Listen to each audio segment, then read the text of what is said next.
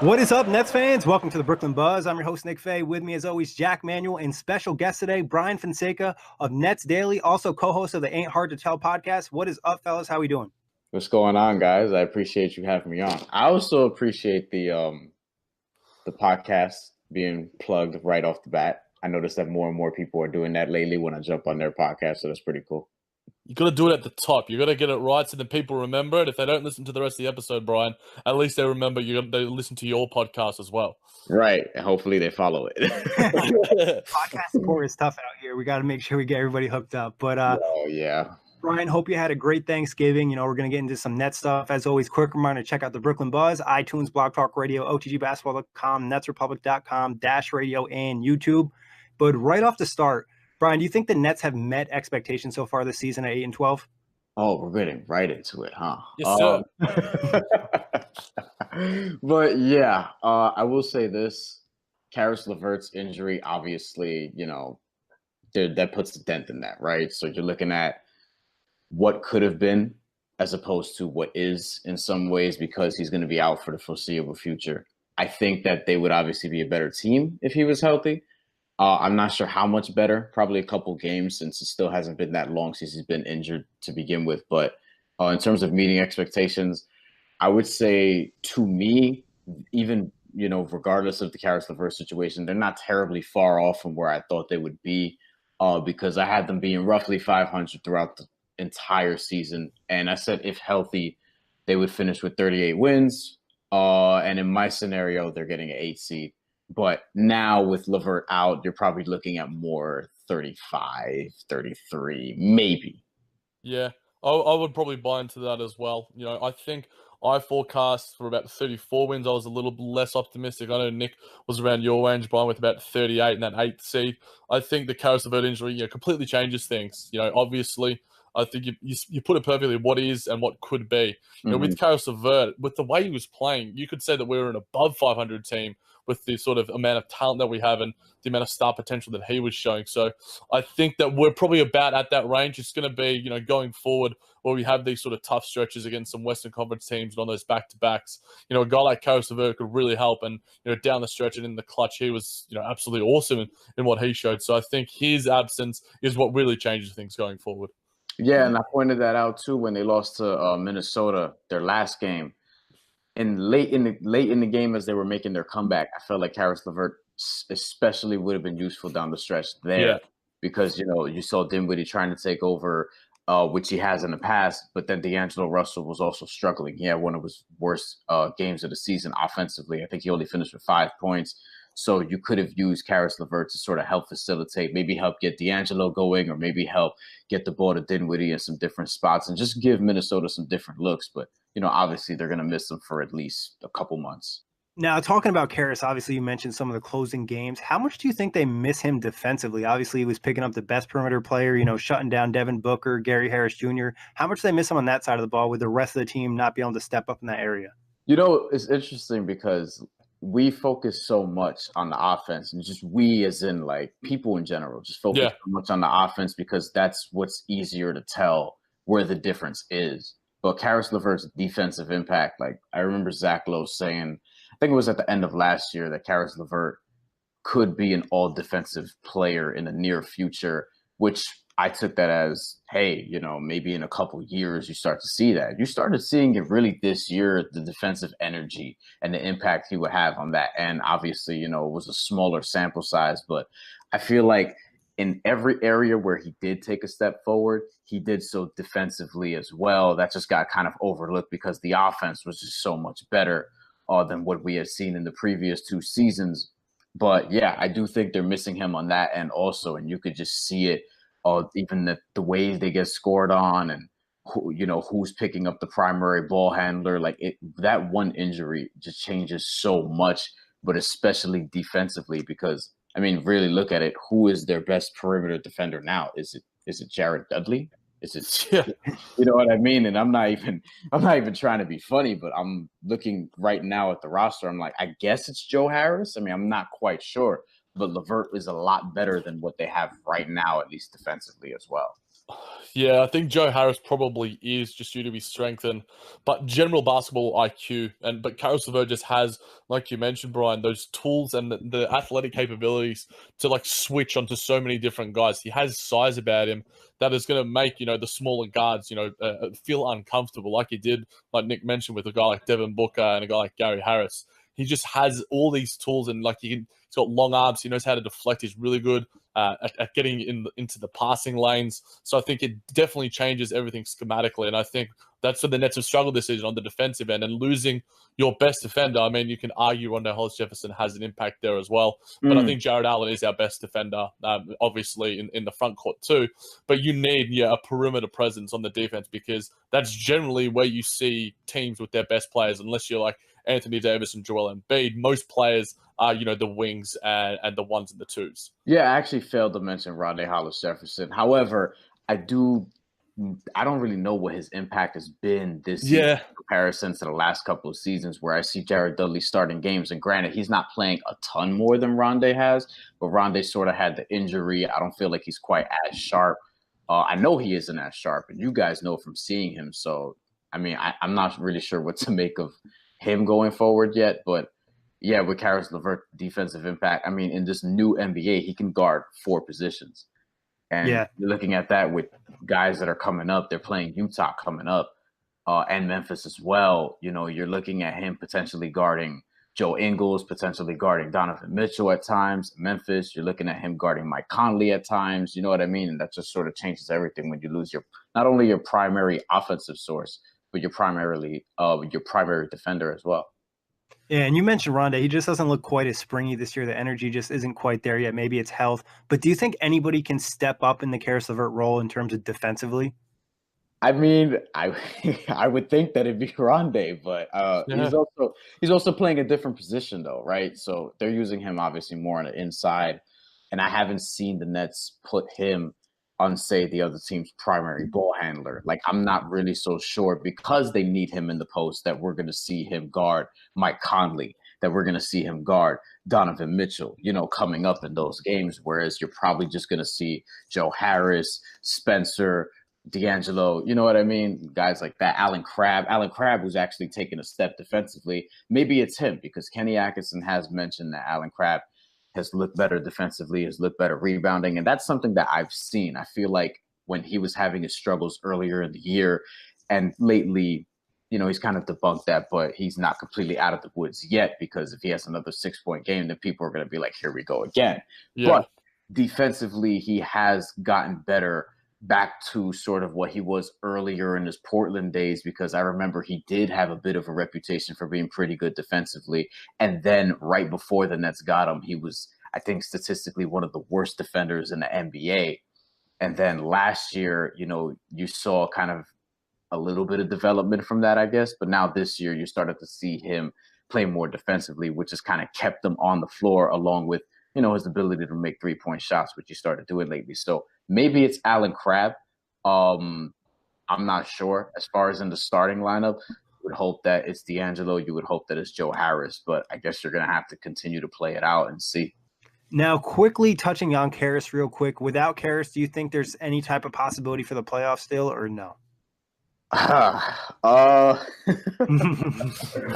would love to know how long he's out for. But, well, do you think he'll be back this season for sure, or do you think there's a chance the Nets are conservative and sit him? Well, I do know that they're very optimistic that he'll be back this season, and they do believe that he'll be back this season. Everyone's of the mindset that he'll be back this season. Now, I don't know when.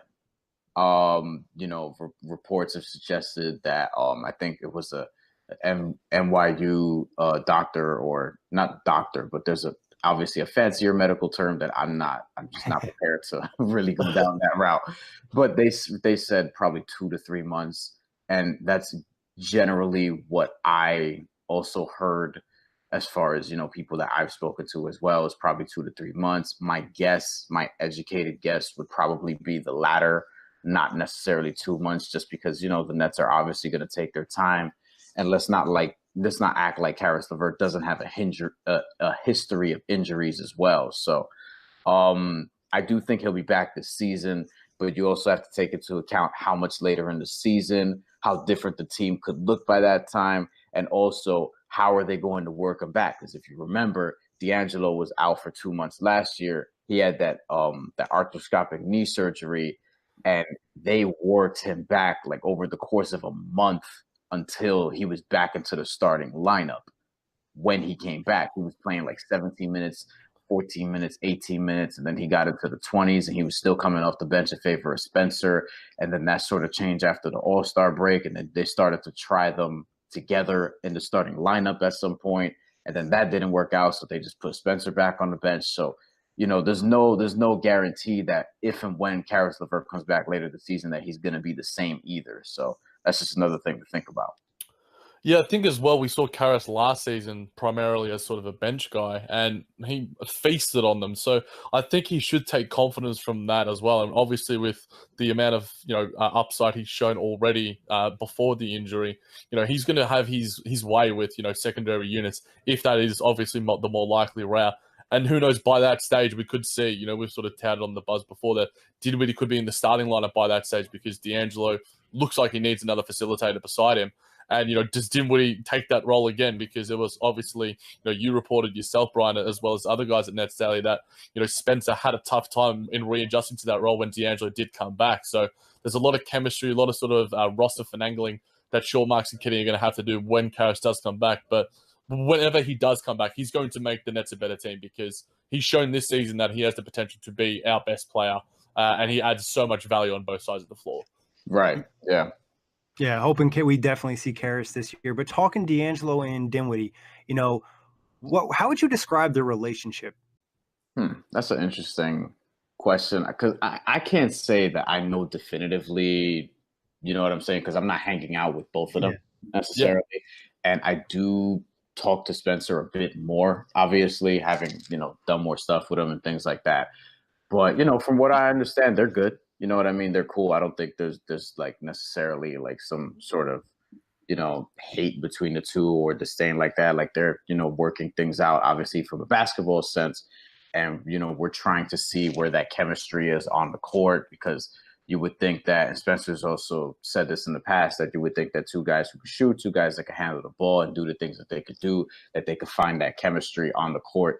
But he also said that they just hadn't practiced a lot together last year because kind of as I alluded to earlier, right, with D'Angelo Russell sort of being in the starting lineup and Spencer Dinwiddie with the second unit, that's sort of how they operated in practice, obviously in workouts and scrimmages and things like that. So they didn't get to play together a lot. And then D'Angelo got hurt very early in the year last year. It was like in November or something.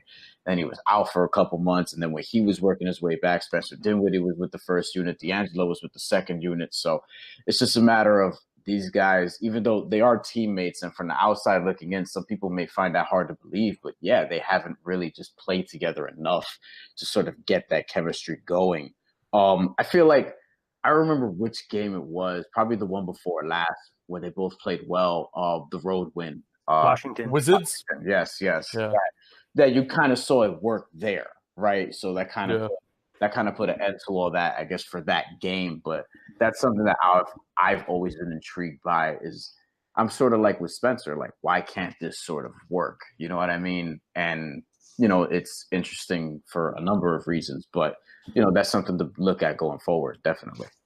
Yeah, you want to have the two best players on your team playing, a majority of the time. And in the sort of the clutch stretch, we mentioned, and you mentioned earlier as well, Bryan, the sort of, the chemistry issue going down the stretch, unless both guys are cooking. And there was a game where D'Angelo was cooking, but Spencer sort of tried to win the game and sort of went a sort of little bit hero ball, which, has worked for him in the past, as we've all said it. We've seen it last season and sometimes this season too. So I think chemistry is underrated more than any other sort of elements when it comes to basketball. I think, you can have all the skills in the world, and a lot of these guys do, but how it meshes well in a team context is going to be, crucial for both their individual success, but I think that they can elevate each other individually too.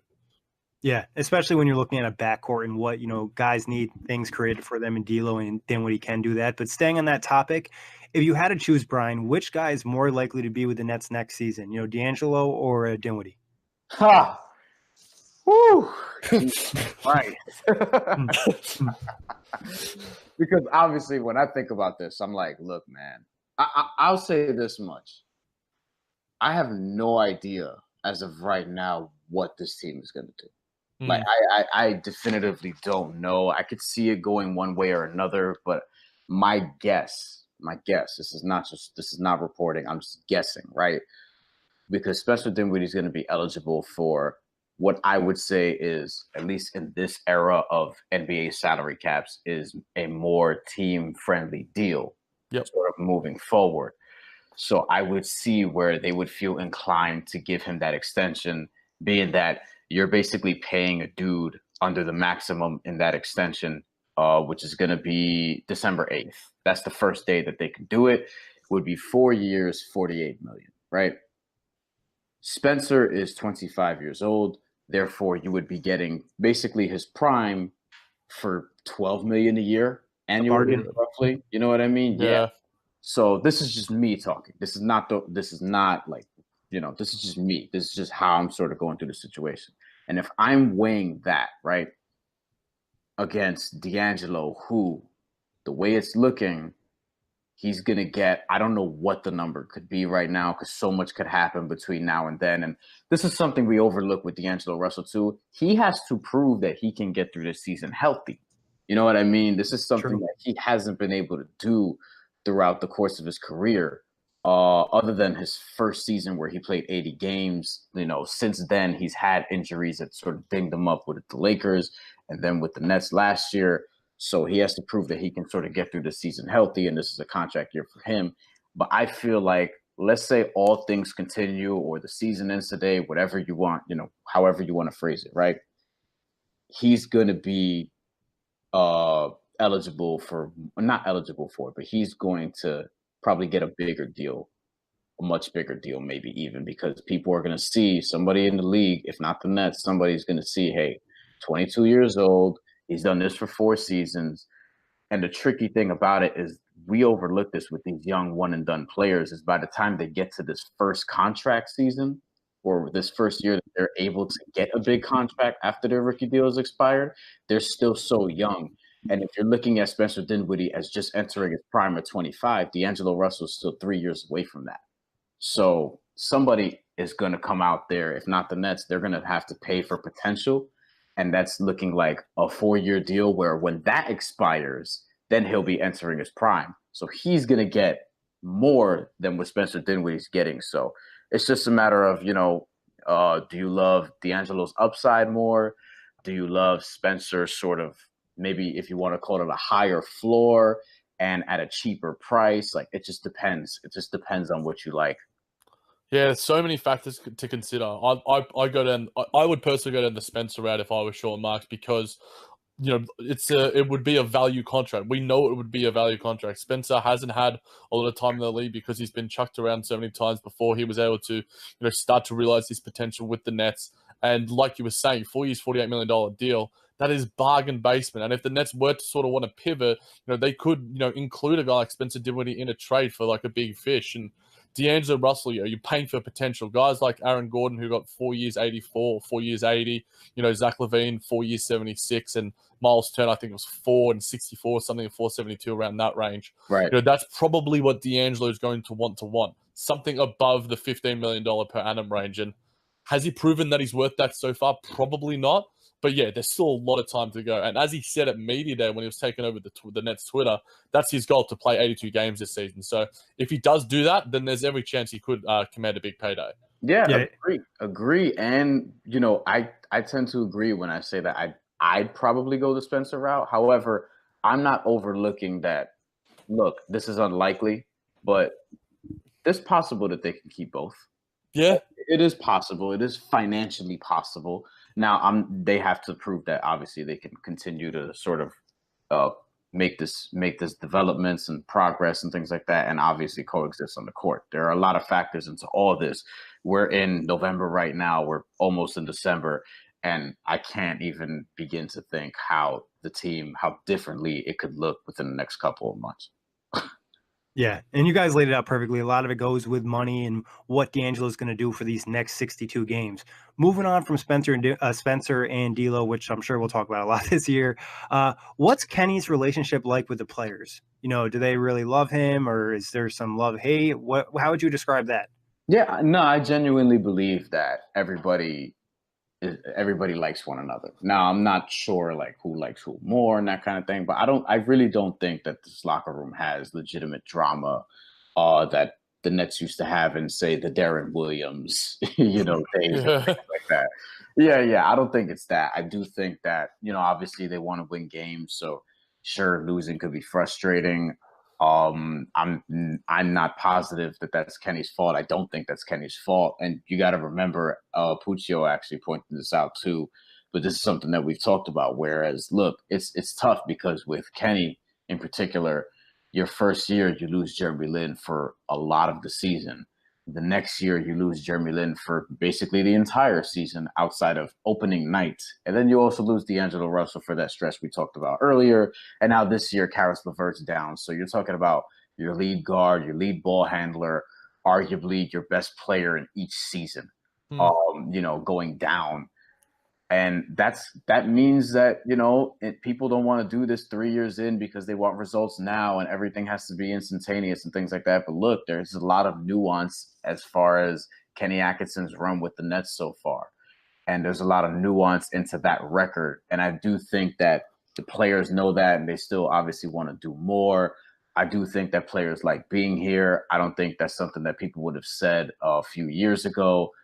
So I do think the culture, quote unquote, has sort of changed, but obviously, they want to prove that they can get wins. I will say that Kenny Atkinson's player development should be highlighted as well, because that's how they've been able to get guys like Spencer Dinwiddie and put them in the rotation, even starting sometimes. And now people are talking about he's a 6 man of the year candidate. And obviously I know he's happy here. Joe Harris is happy here. And he just got a contract. They got him for nothing back then. So yeah, I do think that there's a mutual, admiration and respect between the coaching staff and the players. Do you think he deserves all the hate? I know you always post on Twitter, Brian. It's just like there's always Coach Kenny haters in your mentions. Do you think he deserves the criticism that he gets? No, I don't think that. I mean, look, to a point. I mean, I guess, but it's like, but a lot of the criticisms they're stupid. Irrational, yeah. You know what I mean? But I get wanting to play D'Angelo Russell more. I totally get that. I'm actually looking right now at their minutes per game, and Spencer Dinwiddie is averaging 27.8 minutes a game. D'Angelo Russell is averaging 27.7 minutes a game. They're playing roughly the same. But then when you look at the rest of their numbers, Spencer Dinwiddie is shooting much better from the field. He's almost 46%. D'Angelo Russell's roughly 41%. 3-point percentage, they're basically both at 36%. Spencer's been a lot better from the line. I would say that he's been better in late game situations for the most part outside of that Minnesota game. And, D'Angelo Russell obviously closed out. I forget who it was recently on the road. Was it that Washington? Oh, Miami. Yeah, no, Miami. Okay, yeah. I'm mixing up all these damn games. Only 20 games into the season. But, yeah, I get that part of it also. But it's like, look, there were times where fans have said that to me, and I look at the stat sheet, while I'm at the game, and I feel like D'Angelo Russell has been playing that well. So I look at the sheet to confirm, and then I'm like, he's 6 for 18. Like, yeah. If I'm playing a guard and my lead guard is 6 for 18, like I'm good. If I have a backup that's as good as him or playing much, much better, I don't need to play him. I don't need to play the other guy that much. I could put somebody else in there. So it's just. Yeah, I don't think he deserves the level of criticisms that he gets it at. Do I think that there are some things he could do better? Sure. But I'm not a head coach and I can't tell you what they are. You know what I mean? Yeah. That's another thing that we sort of overlook, is that regardless of what your criticisms are of him and things of that nature, they know a lot more than we do. What I mean? They're with that team. They're with that team every day. They know the players a lot more. So it's like, look, I'm going to defer to him on certain things. And if there are things that look funky, then I'm going to question him about it. Sort of like I did at that last press conference where I asked him, I was like, yo, what did you tell Spencer on that play where he just pulled up in front of Karl Anthony Towns? Yeah. A question that he seemed ready for. So, yeah, like we ask him about it sometimes and things like that. But I think it'll be fine, man. Like, the criticism is the criticism, but I guess that comes with the territory as well, especially when you're in year 3 of a long rebuild. Yeah. Considering where the Nets were before they got Kenny, I think they just need to appreciate him more because, like you said, player development has been huge. Spencer, Joe Harris, Caris LeVert, Jared Allen's taken major strides already. And then you look at it, he's still developing as a coach too. So I don't expect him to be perfect, but the Nets knew what they were getting into when they signed him, and I think he's done a really good job, to be honest. Now, looking at the Nets let me just say this one thing too. People forget that in this rebuild, they are ahead of schedule. Even with all the things that we're talking about, like Spencer Dinwiddie in a parallel universe, we don't even know if he's still in the NBA because the Bulls just kind of got rid of him. Joe Harris as well. Yeah, Joe Harris as well, and Alan Crabb is probably doing 5 points a game in Portland, backing up Evan Turner, who's backing up CJ McCollum. Like, I don't know, but like people need to understand where they were a couple years ago, where they had guys like Shane Larkin, Donald Sloan, and then my first year covering the team, it was like Justin Hamilton, who I used to joke Brittany Griner could beat him one-on-one. You know what I mean? Like, honestly, they've come a long way in the last couple of years. Now it's just going to take more time to get to where you want to go to. So. Exactly. And to touch on D'Angelo stuff you said, I agree. I think with Spencer getting more minutes sometimes, it just makes sense because D'Angelo is just not playing that great. And sometimes he's just not showing the energy too defensively. So I would go with Dinwiddie as well in a lot of situations. Yeah. Moving on from there, though, real quick, from an outsider would be interested, somebody like a Nets reporter yourself or writer or whatnot. What's one thing that's underrated about the Nets organization that someone from the outside wouldn't see? Underrated about the Nets organization. Well, I mean, Jared Dudley talks about the practice facility, and it is pretty dope. I will say that much. And I love that it's in Brooklyn, at least. Like, I can't imagine. Like, I don't get me wrong, covering the Knicks would be pretty cool.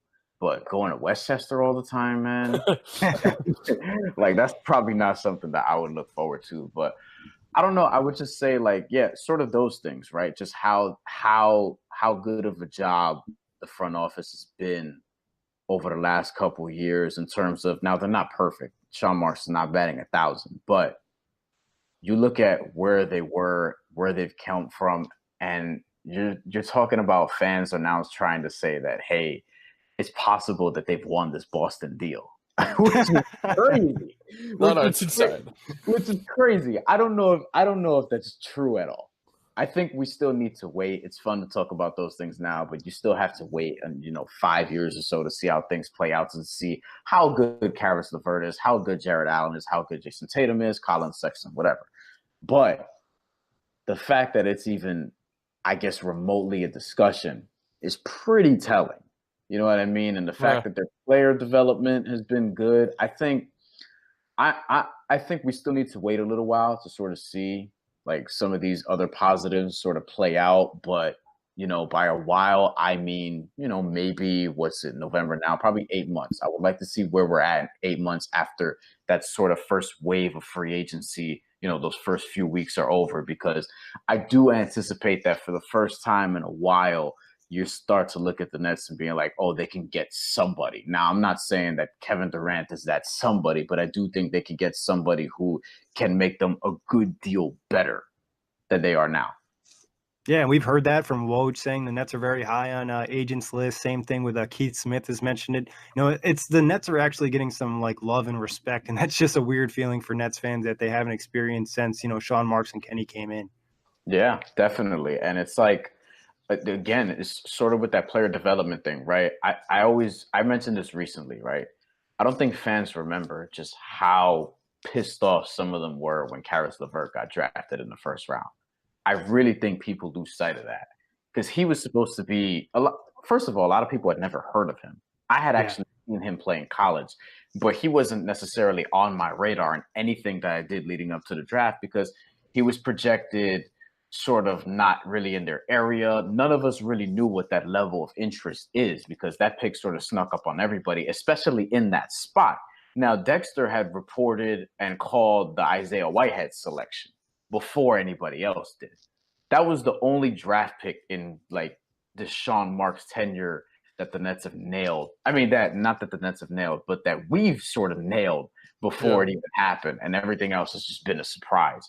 So with that, I still want to see what Zanin Musa could do. I still want to see what Kurucs could do. I still want to see what Theo Pinson could do. These guys and Allen Williams are putting up big numbers in the G League, and I think that the Nets, while I don't know how talented they are in comparison to some of the teams that have better players, but they are deep. Like 1 through 17, they are deep, and they have guys who will be under control next year who should continue to get better. And I think people are sort of sleeping on that because we're not seeing some of those players play right now. But as long as they keep them within the organization, it could be pretty interesting to watch over the next couple of years. Yeah, that's true. A lot of the G League guys have been really interesting. Allen Williams, the guy you mentioned, is something to keep an eye on. But talking about on the court a little bit, obviously Nets Twitter, Nets fans in general, there's been question about the 4 position. Jared Dudley starting, Rodions not getting minutes, and DeMarre and Rondae finally being healthy. What do you think is the solution at that 4 spot? I thought, it's funny because I remember in the beginning of the season, when Rondae Hollis Jefferson was still sort of almost back from that injury, but not quite yet. I remember Kenny saying that he had planned to just put him back into the starting lineup. Wow. And I had guessed that Jared Dudley had been doing so well from an advanced stats standpoint. Mm-hmm. That's kind of a tongue twister there. but from analytics, and they're one of the teams that really, really focuses on that stuff. Well, that's interesting. I'm getting a phone call here. I'll get that later. But who has phones these days, man? Is that a landline? Yeah. It's actually a landline. It's one of them cordless joints because my cell phone doesn't have great service in here. And I'm just going to go through this while this continues to ring so that I can give my point after it's done. Are we good? All right, cool. It's like 2003, bro. They're going to call back now. It's pretty convenient, though, because the service is good. They might call back because that's actually my brother. Who's downstairs? Why doesn't he come up here? Anyway. Starting at the 4 position, I thought we would have seen Rondae Hollis Jefferson already, so kind of curious to me why we haven't, even though he's sort of been more productive, not from a plus-minus standpoint, but just from an overall productivity standpoint. And it leads me to believe that his future is very much in question because, he's in a contract year. He's one of these other guys who this is a big year for him, and we've seen his production dip just because he's not really getting the same amount of minutes. DeMarre Carroll, who is somebody I've had to look up, and I was like, oh, yeah, that's right. He's here too. And he was somebody who was starting games at the forward position last year as well. So I'm not really sure. I think at some point we're going to see Kurucs. I just don't know to what degree. And I know that they want to use Long Island to sort of develop these guys, but I think relatively soon, again, this is not a report necessarily. This is just me. I would think that we'll start to see Kurucs in particular, but maybe some of those other G League guys as well. Yeah, it would be nice to see Rodions. Yeah, Rodions has been so awesome. Kurucs, every time he gets out on the floor, he just makes things happen. But I remember I did a piece a couple of days ago for OTGbasketball.com. Every game last season, DeMarre was healthy, he started. And 59 of 68 games, Rondae was healthy for, he started. So it seems obviously, I think it was a little while ago, I can't remember who it was on Twitter, did post, like you were sort of saying, Brian, about the advanced stats and plus-minus wise. Jared Dudley has added, an extreme amount of value, but I'm not sure if it takes the last 2 or 3 games into account because I think he has taken a step back, so to speak. Nick and I spoke about him on the buzz, and the amount of minutes he's playing in comparison to last season, even the season before, is just astronomical. So I think he would be better served coming off the bench, and his greatest value comes not on the court for me. His greatest value is, a mentoring sort of role and just being able to, teach guys like Rodions, teach guys like D'Angelo how to do the right things, the sort of fundamentals of being an NBA-ready basketball. So I'd love to see, come game 75 that Rodions Kurucs is starting because I think he might be our long-term starter unless we were to get like a guy like a Tobias Harris or whatever. But Rodions has just been so good, and I think he's probably on paper the best fit. It's just that he doesn't seem necessarily ready, and I think Long Island is a good spot for him to develop because Xanan's shown awesome things there, as has Allen Williams and Theo. So it's a good spot to be in, so to speak. Yeah, let me just add this. I'm not overlooking that. And with Rondae and with DeMarre Carroll, they're both in contract seasons, and both are slated to be free agents at the end of the year. I feel like there is also something to that with them being on the bench as well. Although in favor of Jared Dudley is kind of a little odd when you're using that logic, but at the same time, it's like I think that we're gonna see a different team in 3 months, at least to some degree, but really more so probably in 8 months. Yeah. Bryan, right now, what would be personally your ideal starting lineup for the Nets? You mean this current group? Currently, right now, going to the next game, against Philly tomorrow. Well, let's see. I would resurrect Caris LeVert first of all. Well, if we could do that, I'd definitely be on board. I wanted to at one point see Russell and Dinwiddie together starting and then sort of have Shabazz take on a bigger role coming off the bench. But I've since sort of moved off of that just because I see Spencer sort of thriving in that role most nights than he's not. So I would sort of leave that where it is and have D'Angelo Russell starting at the 1. And then I find it interesting that Crabbe and Joe Harris are starting together, but I think, Kenny just wants to really get both those guys going at the same time because he knows how much more effective they would be. For me personally, I would like to see Rondae at the 4, Jared Allen obviously at the 5, D'Angelo at 1. And then from there, I'd probably stay with Joe Harris and Allen Crabbe. But part of me would also perhaps put in Kurucs there instead of Rondae and start him at the 4 just to see what he could do. Because as you guys alluded to, when he steps on the floor, good things have sort of happened, which is why it's curious to me that, you want to develop him in the G League where he's going to play more. But part of me is also like, man, just throw him in your rotation in the NBA and really see what he could do, as a rookie on this team who, I guess they're playing for wins, yes, but with Caris out, I mean, there's no doubt that you're not as effective and not as competitive. So I would like to see what Kurucs could do in this situation as well. So I'm not really opposed to starting him at the 4 either. What about you, Jack? Yeah, I would love to see Rodions at the 4 as well. And I think Dinwiddie, we spoke about, and I know Nick really was a big advocate for Spencer starting. I personally, because I want my prediction of him being Sixth Man of the Year to come true, for him to stay in that bench role. But, I think D'Angelo would work better with another facilitator. And it's why he was playing well alongside a guy like Caris LeVert. It's going to be, there's just so many things to mix around with. And that's why I think Coach Kenny deserves, it's a tough job like we alluded to. And figuring out the right sort of cohesion within, on offense and defense, could Joe Harris come off the bench because he was such a productive piece there and he started the season so well and he's obviously had some up and down moments since, but we know in whatever role Joe Harris is going to do, he's going to be great. And I think in terms of Allen Crabbe's confidence, you've got to leave him in the starters, I think, going forward. So does he need the ball, more plays run for him individually rather than a guy like Joe Harris? It's just, there's so many, different things. My favorite lineup would be, D'Angelo, Spencer, Crabbe, and Rodions and Allen. But I'm more than happy to see Joe Harris in there as well. Yeah, that's your boy. Obviously, you want to see him there. Do you think the starting lineup what does the starting lineup need the most? Is it a slasher? Is it a defensive presence? What is it? Another facilitator? That's a good question. I would probably say a defensive stopper. I mean, granted, you could say that about most starting lineups, but, this team, especially with the loss of Caris LeVert, they're sort of losing that. And that's how, Minnesota had a really good start against them. There have been some other games where I think in Caris LeVert's absence, I forget who else dropped 30-something in the first quarter. I feel like that happened. Maybe I'm mistaken. I'm not sure. I think you're right. I'm not sure the exact date, but it just seems like teams are getting off to a lot hotter start. Yeah, I mean, and that's at the very minimum, that's something that Kenny Atkinson's talked about post-game, where, we came out slow, we did that. And Caris LeVert was obviously big there because there were games where he would have these big first halves, and then, other guys would pick it up in the second half, and then he'll come in and close, and you were, getting something there. But then defensively, you were also very much in the game as well. So I feel like, a defensive presence, but obviously someone who could sort of make plays on offense because, I mean, you can't get somebody, no disrespect, because I really appreciate this player and what he did in the NBA, but you can't get somebody like Tony Allen. And then especially now. Yeah, that's what I mean, in this current NBA. So I'm I don't know where you get that at this point. I would like to see if the young guys could defend.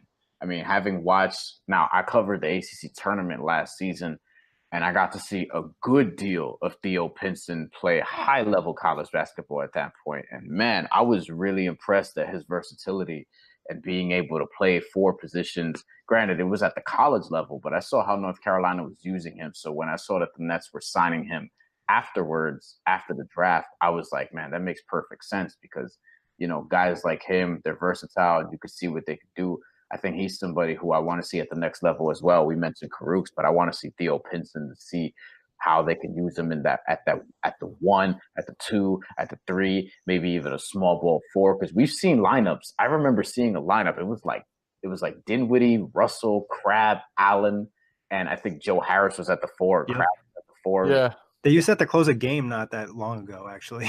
Yeah, you know what I mean? So they're just, he said, Kenny Atkinson says that they're just sort of going with the flow, seeing what works and what not. And I'm like, yo, if that lineup, if that's working at the end of the game, because I feel like we put a lot of emphasis on the starting lineup, but to me, and I feel like more people are starting to see this now, especially, but who finishes the game matters so much more. And I feel like more people are starting to see that because D'Angelo Russell, for example, whenever he doesn't finish a game, I know right away because before I could say anything, Twitter lets you know. Yeah, all I gotta do is look right in my notifications. Notifications are a trap, man. Look at it, and then they'll tell you right away. So, I mean, yeah, I think that's just more important than anything. But to answer your question, I would say, yeah, defensive stopper would probably be more ideal before anything else because you do have the shooters; they just have to make shots. You have a little more size than you did last year with guys like Ed Davis and Kenneth Faried, who mysteriously is not playing that much either. But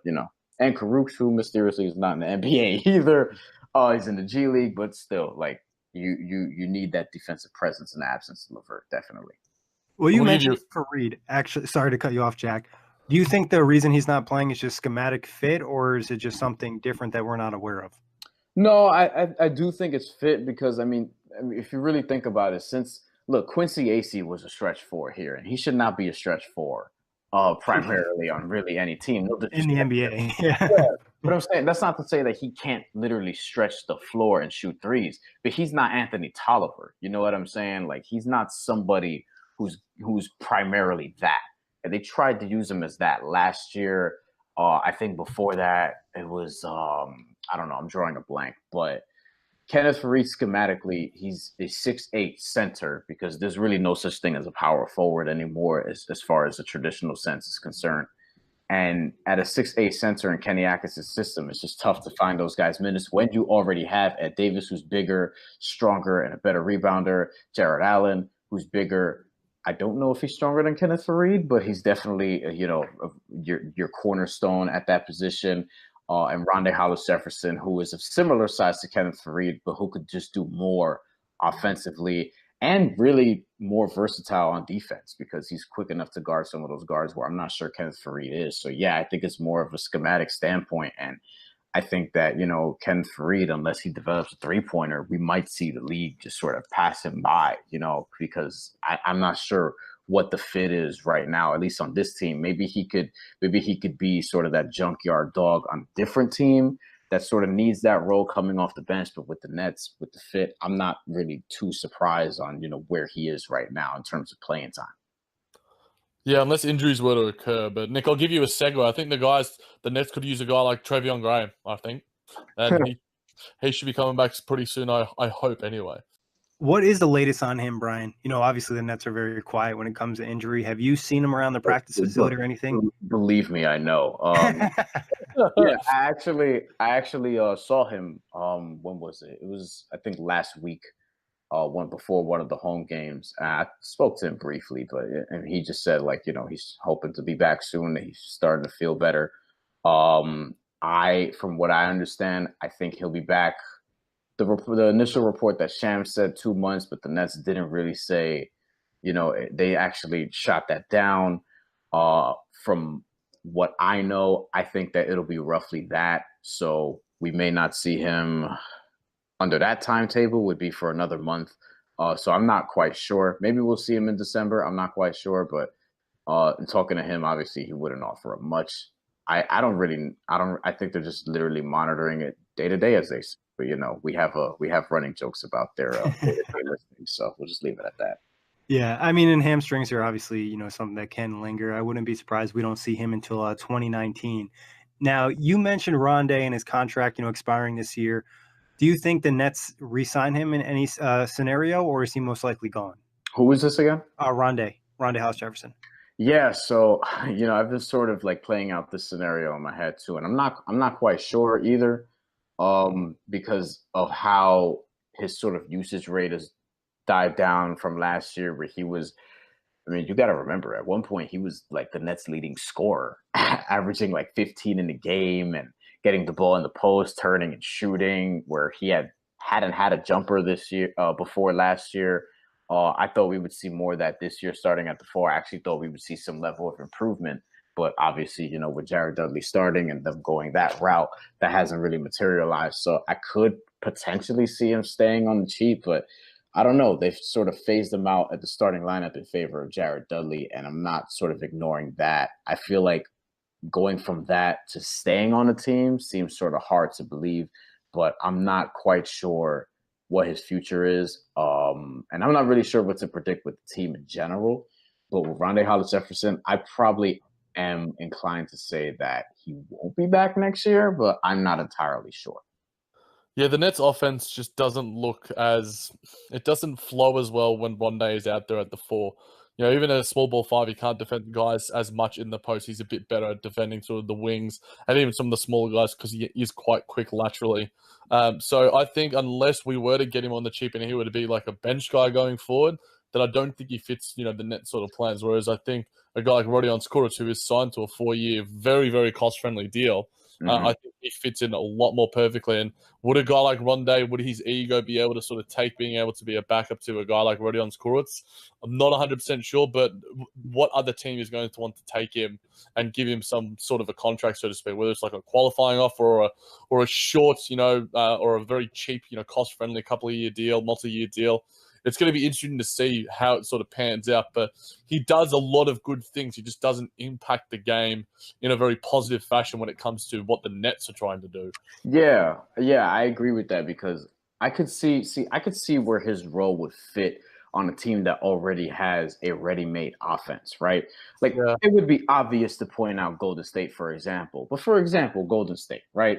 So if we use them, he wouldn't really be asked to do much offensively and could help them out defensively with his versatility. It's like, that's a team he could play center on.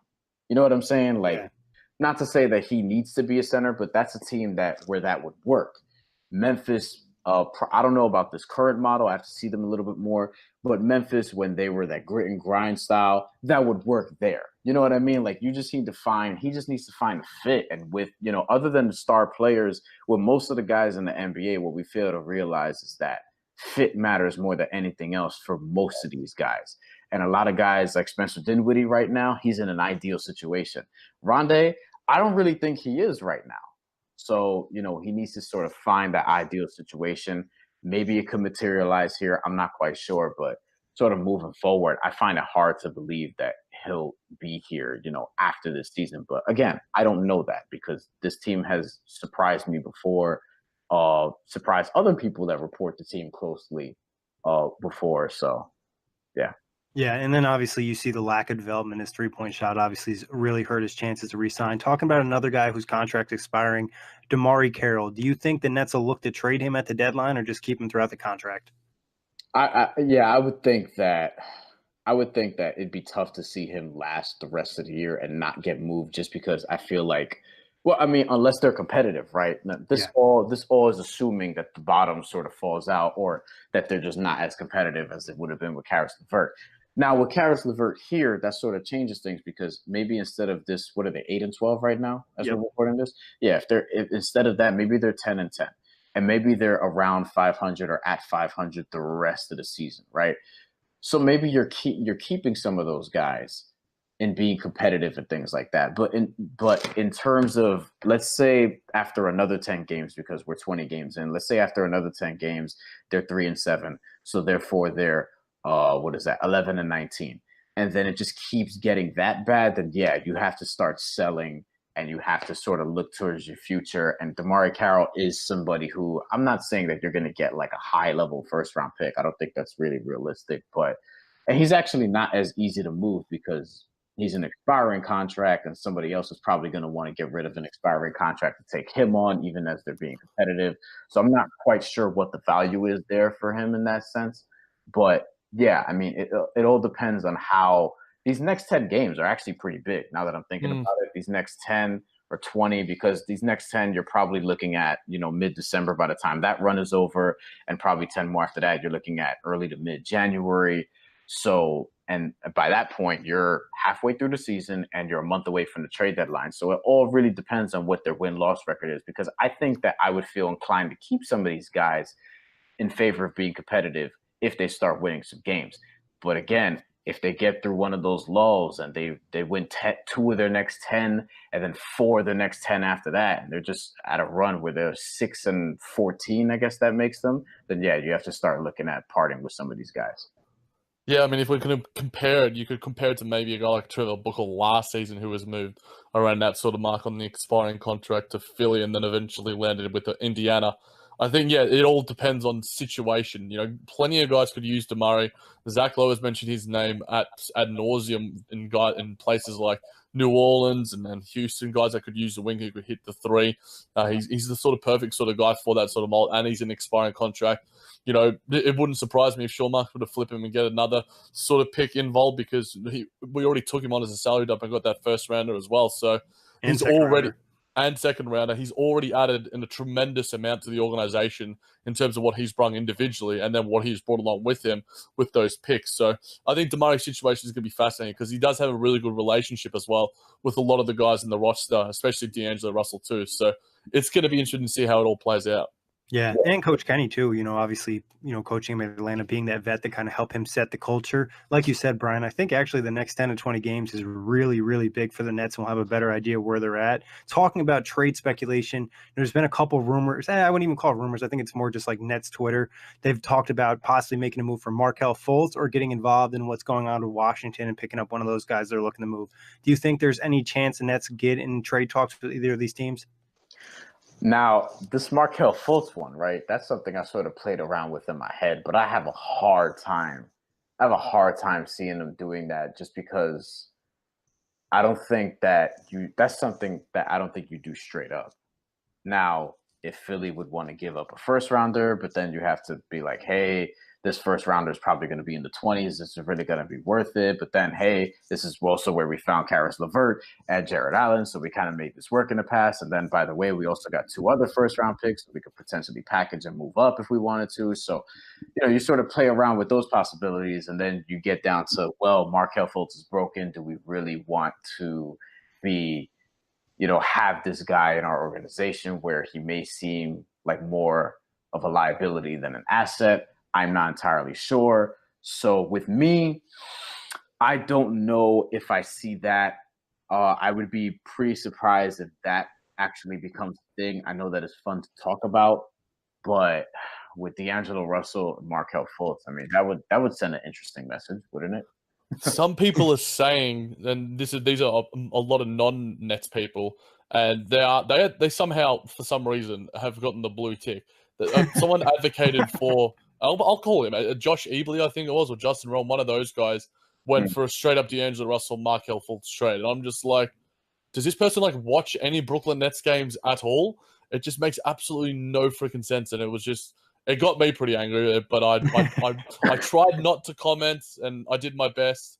But that just doesn't make a lot of sense. Whereas both of those guys together, that's tantalizing. When we took on, another Philly guy in Jahlil Okafor, there was, that sort of that excitement surrounding it. Obviously, Jahlil had his issues, and he did mention those, and we wish him well. And Markelle has probably similar issues if we're talking about sort of, his sort of level of not just physical mentality, but he's also, mental capacity as well. But the Nets are, the way that they can transform guys, you wouldn't put it past them. But yeah, unless it's for the right deal, like you mentioned, Brian, there's no point in doing it. I think that people are overlooking that contracts have changed a lot over the last few years. What I mean by that is D'Angelo Russell, who was the second overall pick in 2015, is making, I think, roughly $5.5 million or something close to that this year, right? Markelle Fultz this year, this is the second year of his deal, is making $8.3 million. Right? Gross. Yeah. Next year, because remember, in order to do this deal, you have to be cool with losing a little bit of cap space because Markelle Fultz is on your roster. Now, if you think you could turn him to something, sure, it's fun to talk about. Again, none of this is like actually happening as far as I know yet, but it'd be pretty exciting if it was, just from an entertainment standpoint. Anyway, then next year, Markelle Fultz, you're looking at $9.7 million, roughly 9.8, almost 10 million. Next season, $10 million for Markelle Fultz, who you're not even sure if he's going to have a jump shot by the end of this season. And then the year after that, if you want to take that fourth year team option, that is over 12 million. So these rookies now at the top of the draft, the money is a little bit different, whereas they're getting way more than mid-level extensions for getting back in the day and things like that. So you're not only eating just sort of like, is he liable? Is the shoulder ever going to be fixed? You're also taking in a lot of money that's going to cut into your cap space and limit your chances at going after some of these big guys if you want to get, try to get two max players together or something like that. Yeah, and that's an excellent point, Brian. And the fact is, like, Markelle Fultz hasn't really shown enough on the court where you're like, I'm willing to take a chance on this guy. And this isn't even including, his confidence issue. I think there's some concern maybe about his like team or whatever, releasing things, his agents and whatnot. And it doesn't seem like a player that the Nets would want to deal with. Yeah, I mean, what's interesting is that the love affair with him, I've always been intrigued by this because before the draft, I remember a lot of people saying that, first overall pick, definitely, whatever. And a lot of people, I question as to whether they've actually ever seen him play. Not to say that he wasn't good in Washington because his highlights are amazing and things like that. But I just don't know that people really knew that much about Markelle Fultz beforehand. That was just something that was interesting to me. And then how they just saw the numbers. Yeah, and then how Philly has sort of handled this situation. It's been kind of questionable, but I do think that he's somebody that is sort of trade bait now because, judging from what Woj was saying on the podcast, it seems like with Philly, they want to win now. And they've made that clear with the acquisition of Jimmy Butler and just how everything is going on in the organization. So it's kind of like, look, we want to win now. We don't have time for Markelle right now. And this is where people are sort of inserting the Nets, where it's like, look, if you want to win now, why don't you try to swap him and D'Angelo Russell? Whereas if you're the Nets, you're like, we kind of need a little bit more than just Markelle Fultz. Yeah, I literally just got a notification from Bleacher Report saying via the Philly Inquirer that he may not be part of their long-term plans and they want to trade him. So they've clearly been listening. Maybe that's who the phone call was from. Yeah, it's entirely possible. Like, look, that's not something. Look, with the Nets, I tend to not rule anything out of play. And obviously, they keep everything very, very, very, very close. So when we do get some information, then thank God. But it is what it is. But yeah. I think the Markelle Fultz thing is something to monitor because I'm just not ruling out anything as a Nets reporter because of what I've seen over the last few seasons. But that's not something that I'm going to say, hey, I expect them to make that deal. But I don't think D'Angelo for Markelle straight up would necessarily get it done. That's just my guess. Yeah, I don't think it would either. It's not a very good trade for the Nets. Talking about Washington, obviously all the rumors and whatnot coming out about them. Do you think the Nets could get involved with some type of trade with them? Yeah, so we sort of talked about. I remember me and Bob Windrum, obviously, who runs Netsdaily, were putting this out right as sort of that the blow up of that team or the plans of it anyway was getting announced.